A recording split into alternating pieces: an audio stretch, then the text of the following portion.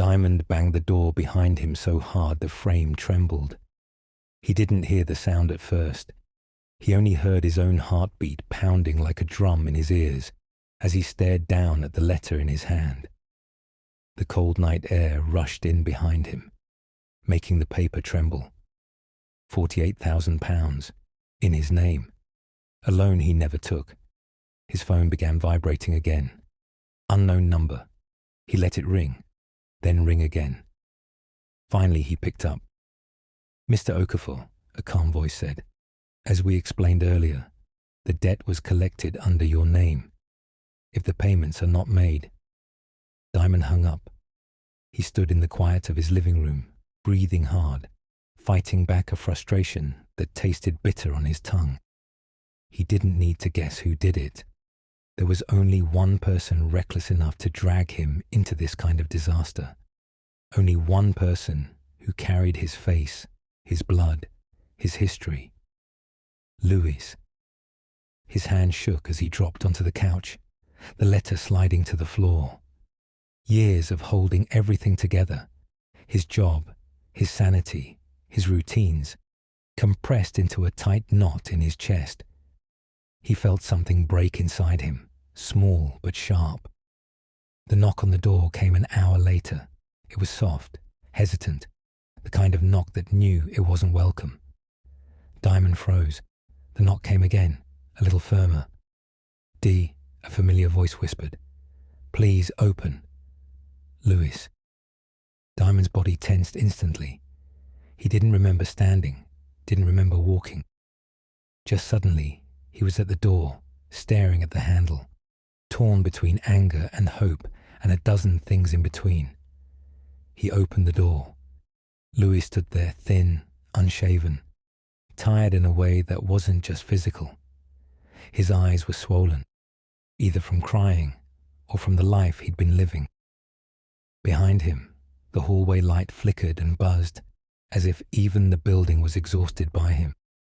"D," Louis breathed, voice shaky. "Before you say anything, please, just let me talk." Diamond stepped aside without a word. Louis slipped in, shoulders hunched like he expected to be hit. His eyes darted around the room, the neatness, the order, the peace he always seemed to disrupt. Diamond finally spoke, voice colder than he intended. "Tell me why I owe the bank £48,000. Louis swallowed hard. I messed up." Diamond let out a short, humorless laugh. "That's the part I already know." Louis moved closer to him, hands trembling. "I didn't mean for it to be like this, D, I swear. I thought I could fix it before anyone knew." "Fix what?" Diamond snapped. "Louis, you used my name, my details. You forged my signature. Do you know the trouble this has put me in? I could lose my job." Louis flinched. I know. He pressed his palms to his face. "I was desperate." Diamond stepped back, anger rising. "Desperate enough to ruin my life? That's what you chose?" Louis looked up, eyes shining. "I didn't know who else to turn to." Diamond stared at him silently, jaw tight, chest burning. He wanted to scream. He wanted to throw him out. But instead, a memory pushed through the anger. 2 boys sitting behind a broken house, scribbling on cardboard with a half-dead marker. Their mother's voice still soft in their ears, telling them to protect each other. "We rise together. We fall together. The Brotherhood Contract." He blinked hard, snapping back to the present. "Sit down," he said quietly, but the command carried a storm. Louis sat like a guilty schoolboy, fingers picking at his sleeve. "Start talking," Diamond said. Louis inhaled shakily. "I took the loan 6 months ago." Diamond's eyes widened. 6 months. 6? You hid this for 6 months? Louis rushed the explanation like a man trying to pour water out of a sinking boat. "I was trying to start something legit. A small delivery business, nothing big. I had partners. We thought we could triple the money. They said the bank wouldn't approve me because of my credit history. But they said if we used someone stable, someone reliable. Diamond cut him off with a raised hand. So you volunteered me. Lewis's face crumpled. Diz, I thought it would work. For us. For the both of us. You think I wanted to hurt you? I wanted to give us a breakthrough. Diamond stared at him, fury replaced by a hollow kind of hurt. If you wanted a breakthrough, you should have asked. You would have said no, Lewis whispered. Diamond didn't deny it. And look what happened when I tried to do life on my own, Lewis continued, voice breaking. Everything fell apart. The business collapsed. The partners ran. I tried to fix it. I tried, D, I swear. But the repayments were too much, and then... He stopped short, terrified. Diamond's stomach dropped. Louis, who else do you owe? Lewis looked away. Lewis, Diamond said sharply. Who else? Lewis's voice was barely audible. Some men, not the kind that forget things. Diamond's heart sank. Loan sharks? Lewis nodded, tears filling his eyes. Diamond fell back onto the couch, leaning forward with both elbows on his knees. God, Louis, what have you done? Lewis wiped his face. D, I'm scared. He swallowed hard. They found me. Today. That's why I came here. I didn't know where else to go. Diamond looked at him, emotion churning. Anger, fear, disappointment, love, all knotted together. You didn't come here because you trust me, he finally said. You came because you needed another shield. Lewis didn't argue. Silence thickened the room. Then Lewis whispered, voice trembling. Do you remember the contract? Diamond's eyes flicked up sharply. Lewis continued. We rise together. We fall together. You made me say it first. You made me sign it. You said no matter what life did to us, we'd always be brothers. Diamond clenched his jaw. That contract didn't include fraud and criminals chasing you into my life. Lewis leaned forward desperately. It included everything, D. Everything. You're the only family I have left.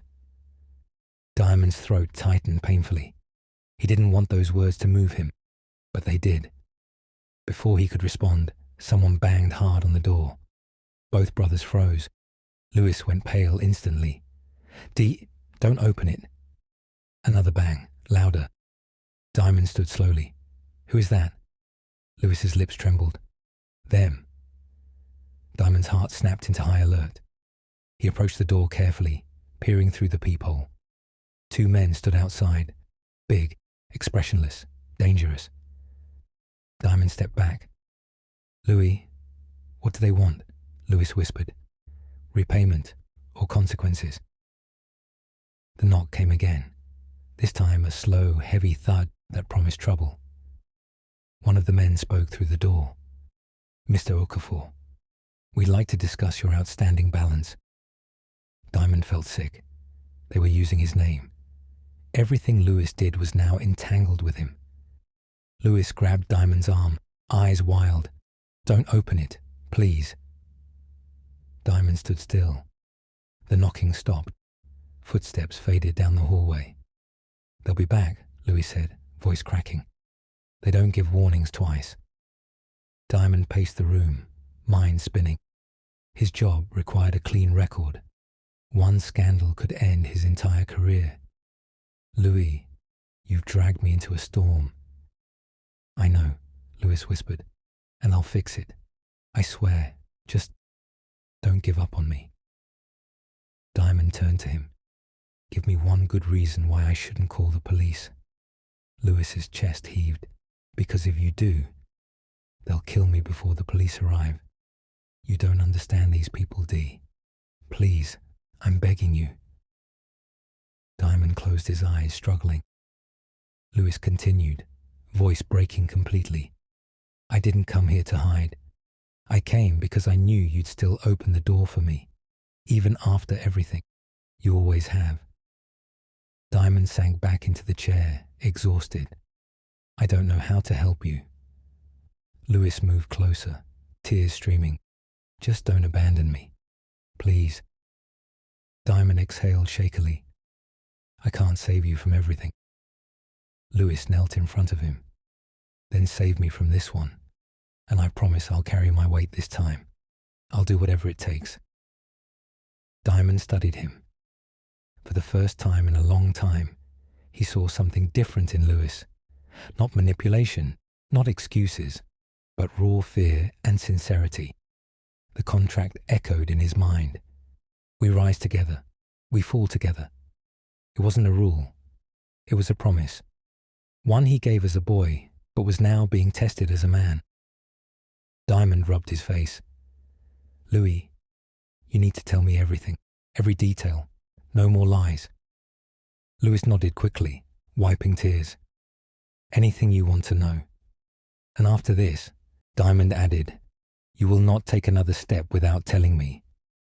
I won't, Louis said. I promise. Diamond shook his head slowly. You're my brother. That's the only reason I'm listening. Lewis broke into tears again. Thank you, Dee. The weight of what lay ahead settled over both of them like a dark cloud. But for the first time that night, Lewis wasn't facing it alone. Lewis took a deep breath and started talking. There was the bank loan. That's the 48,000, he said, voice low. But that wasn't enough to start the business, so I borrowed extra from those men. Diamond's eyes narrowed. How much extra? Louis hesitated. 20,000. Diamond shot up from his chair. Louis flinched. It wasn't all at once. I thought the business would pick up fast. Bike rentals, delivery contracts, quick returns. But then 2 bikes got stolen. The 3rd got damaged. Clients delayed payment. It just kept going wrong. I kept thinking, next month it will balance. It never did. Diamond began pacing again, hand on his head. So let me get this straight. You owe the bank 48,000 in my name and 20,000 to violent men in your own name. Lewis nodded, shaking. They don't care whose name is on what. They only care that somebody pays. Diamond stopped in front of him. And when you couldn't pay, you ran. I didn't run, Lewis whispered. At first I tried. I sold my phone, my watch, anything I had. It didn't touch the interest. Then they started looking for you. Somehow they found your workplace on their own. I panicked. I disappeared before they dragged you in. Diamond felt ice grip his heart. They know where I work? Lewis nodded miserably. I heard them mention it. Some guy said, if he's as clean as his file says, he'll pay to keep that job. Diamond's breath caught. His job was the only stable thing he had built in this country. Years of discipline boiled down to a single vulnerable point. If his employer even suspected he was involved with criminal loans, that stability could vanish overnight. He sat down again, slower this time. So right now, they think I'm the kind of man who'll quietly pay off your mess to protect my image. Louis swallowed. Yes. Diamond stared at him for a long time. The urge to throw him out, to shut the door and let him face the consequences alone, rose in waves. But each wave crashed against an old memory. 2 boys, bare feet dusty, their mother's eyes full of tired love. Promise me something, their mother had said, coughing weakly from the small bed. When I'm not here, don't let the world separate you two. People will try, money will try, shame will try. But you're brothers, that's all you have. We'll stay together, Diamond had said back then, too quickly, like a child making a promise he didn't understand. Now, as a grown man, he felt the weight of those words pressing down like a stone. He took a slow breath. We need a plan. Lewis watched him like a drowning man spotting land. Tell me what to do. First, Diamond said, I need to protect my job. Tomorrow, I'm calling the bank. I'm not going to pretend this loan never existed, but I'm also not going to admit to something that can be used against me in court. I'll say my identity was used without my full consent, which is true, and I'm cooperating to resolve it. I'll negotiate a payment plan. If I can keep the bank calm, that's one fire controlled. Louis nodded, wiping his face. Second, Diamond continued, we deal with those men, but on my terms, not theirs. Lewis's eyes widened. D, no, you don't meet people like that. You let them forget you exist. They already know I exist, Diamond replied. Ignoring them won't make them disappear. It'll make them angry. We need them to see I'm not hiding and I'm not stupid. They don't respect negotiation, Lewis whispered. They respect fear. Then I'll be something worse than fear, Diamond said quietly. I'll be calm. There was a shift in his tone that even Lewis felt. He realized Diamond wasn't just angry anymore. He was resolute. They drew up what little they had. Diamond had some savings, nothing impressive, but enough to show good faith. Louis had almost nothing, but he promised to work, to cut all unnecessary spending, to move in with Diamond temporarily if needed. Louis swallowed his pride. Whatever needs to go, goes. Everything goes, Diamond replied. Nightlife, betting, reckless friends. If you're living under my roof, we do this my way. Louis nodded. Yes, I'm done with all of that. It only ever took from me. For a brief second, the room felt calmer. Then Diamond's phone buzzed, this time not an unknown number. Work, he muttered, glancing at the screen. It was his manager. He answered. Hello? Hi, Diamond. His manager's voice came, polite but clipped. We've had a compliance alert. Something linked to your personal credit profile. Can you come in early tomorrow for a quick chat? His stomach tightened. He kept his voice steady. Of course. I'll be there. Great. See you then. The call ended. Diamond stared at the blank screen. They've already seen something, he murmured. Louis's face turned ashen. D. Diamond shook his head. It's fine. I'll handle it. But this is exactly why there's no room for more lies. He looked up, as if he could see the viewers listening to this story. And if you're still here, still watching Diamond try to hold his life together while it falls apart from all sides, don't forget to hit that subscribe button and like this video. Because what happens next will decide whether these brothers rise together or crash alone. The next morning, Diamond woke up before dawn. He hadn't really slept. Louis lay on the couch, curled under a thin blanket, his face soft in a way that made him look like the boy he once was. For a minute, Diamond just stood there, remembering the younger brother who used to run barefoot, chasing kites made from nylon and sticks. He shook the memory away, dressed, and left for work. At the office, the lights felt too bright, the corridor too long. He sat in a small meeting room with his manager and a compliance officer. Papers were on the table, printouts from a credit report with his name, his date of birth, loans flagged in red. We just want to understand the situation, the compliance officer said. This loan, $48,000, taken 6 months ago. It's not insignificant. Our role is to ensure there's no risk or conflict impacting your position here. Diamond met their eyes directly. I understand. Did you take this loan yourself? The officer asked. No, Diamond said calmly. My brother did, using my details, without my full consent. I only became aware of it yesterday. The manager glanced at the officer. So you didn't authorize it? I didn't authorize the amount or the terms, Diamond replied. He forged my signature on documents I never saw. I'm already engaging the bank to resolve it, and I'm absolutely willing to share proof and updates. I'll cooperate fully. But I want to be clear. I'm a victim of misuse of my identity by a close family member, not a party to fraud. The room was quiet for a moment. The officer studied him. Do you have any intention of walking away from the debt? Diamond took a breath. No. Even if my brother caused this, my name is attached. I grew up in a place where we learned that running doesn't erase reality.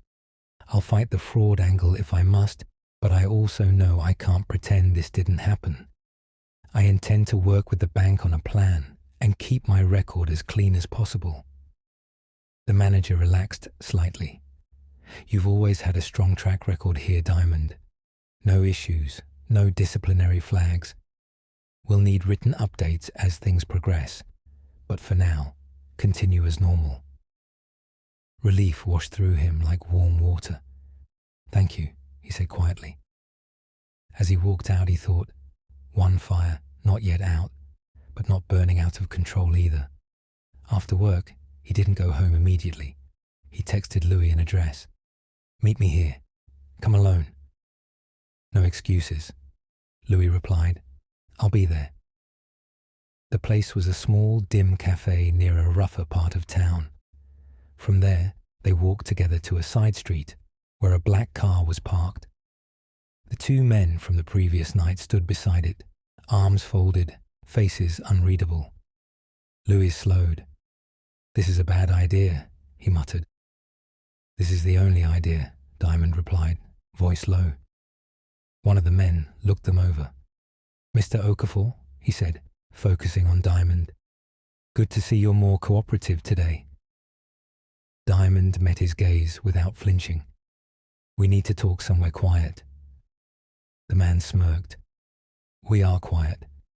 Somewhere less public, Diamond clarified. Unless you want police cameras to enjoy our meeting too. The second man glanced up at the street CCTV and grunted. Let's walk. They moved down a narrower alley where the noise of traffic faded. The tension thickened with every step. The first man leaned against a wall. So, you owe us 20,000, plus interest. I don't owe you anything, Diamond corrected calmly. My brother does, but I understand that in your world, names and paperwork don't matter as much as results, so I'm here to give you results. Louis whispered, D, careful. The man raised a brow. Go on. Diamond took a small envelope out of his jacket. Inside was a portion of his savings, far from the full amount, but not negligible. He held it up. This is good faith, a down payment, proof that we're not running. The man took the envelope, opened it, flipped through the cash. His expression didn't change. This barely feeds my car, my friend. It feeds your respect, Diamond replied, and buys time. Here's the deal. I will commit to a structured repayment over the next year, monthly, consistent. You'll get your full 20, plus agreed interest, no games. And what stops him from disappearing? The man nodded toward Louis. I do, Diamond said simply. He's living with me now. I control the money, the work, the movement. You want him working, he'll work. You want weekends, nights, whatever, he'll show up. But you stop trying to terrorize my life, my job, my name. You come through me, and only me. The alley went very still. The man took a step closer. You think you're in a position to dictate terms? Diamond swallowed his fear. No, I know I'm not. But I also know something about men like you. You don't like chaos. Chaos makes noise. Noise attracts police. I'm offering you quiet money, predictable, no drama. If you push too far, I go to the authorities and file identity fraud, give them every detail I have. You may not care about the bank, but they care about you. You lose this quiet bridge. He didn't raise his voice, but every word carried weight. The second man studied him with new interest. "He's not like you," he said to Louis. "Your brother thinks." Louis remained silent, shame burning his cheeks. The first man clicked his tongue. "And what makes you think we won't just take your money, rough you both up, and keep pushing?" Diamond held his gaze. "Because then this becomes personal, and personal things get messy. You strike me once, I'll survive. But I will not keep quiet. I will protect my life. I'm giving you the best outcome you'll get from this. Money without heat." There was a long pause. The man looked at his partner. Something unspoken passed between them. "Fine," he said at last. 1 year, monthly payments. You miss more than one, we come looking again, and next time we won't be as friendly." Diamond nodded once. "Done." "But," the second man added, "we also want him." He jabbed a finger at Louis. "He works, warehouse shifts, night runs. He sweats some of this off." Louis stiffened. "What kind of work?" The man smirked. "Legal enough. Boxes, deliveries, lifting, moving. No drugs if that's what you're worried about. But it's hard, and we shout." Louis glanced at Diamond, silently asking. Diamond answered for him. "He'll do it." Louis swallowed. "I'll do it." The first man stepped forward and patted Diamond's cheek lightly, mockingly. "I like you, Mr. Okafor. You're polite. Don't make me regret this." They walked away, leaving the brothers alone in the alley. Louis exhaled shakily. "I thought they'd kill us." Diamond's legs felt weak, but he stayed standing. "No, they're businessmen who dress like monsters. You just kept approaching them like a scared rabbit. Rabbits get eaten." Louis looked at him with a mix of fear and admiration. "D, thank you. You didn't have to do that." Diamond turned to him, voice still stern. "Don't thank me. This isn't a rescue. It's an agreement. You're working for them and for me now. Every shift you take, every pound we pay, is a reminder that your choices have consequences." Louis nodded quickly. "I understand." "And if you ever," Diamond said quietly, "ever use my name again for anything without telling me, the first person I'll call is the police, and the second will be myself, to tell me to finally let you go." Louis' throat tightened. "I won't. I swear on the contract." Diamond held his gaze. "Speaking of the contract, we're rewriting it." 6 months later, the brothers sat on a park bench as the late afternoon sun softened the sky. Louis looked different now, still himself, but sharper around the edges.